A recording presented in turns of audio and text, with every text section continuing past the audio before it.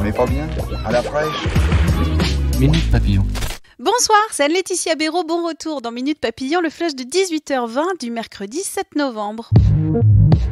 Polémique, Emmanuel Macron juge légitime de rendre hommage au maréchal Pétain samedi aux Invalides.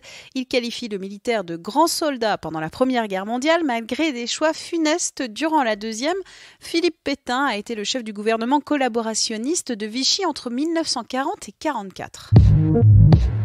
On a beaucoup parlé des élections de mi-mandat aux États-Unis, beaucoup moins de l'élection présidentielle malgache. Aujourd'hui, 36 candidats, dont 3 anciens présidents, se disputent les voix des électeurs.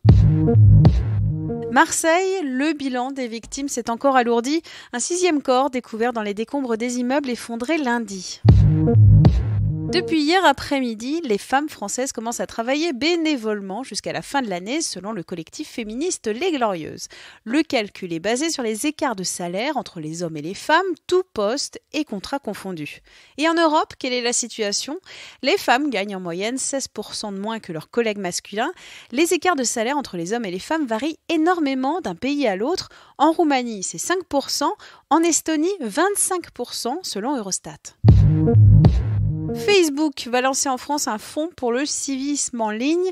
Doté d'1 million d'euros l'année prochaine, ce fonds va soutenir des projets contre le harcèlement chez les jeunes.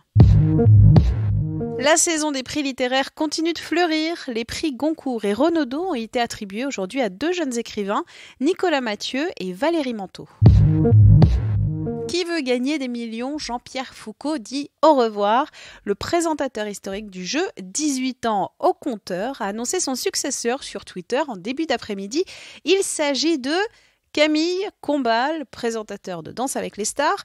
Jean-Pierre Foucault reste sur TF1. Il présentera notamment Miss France. Minute Papillon, rendez-vous demain à 12h20 avec de nouvelles infos.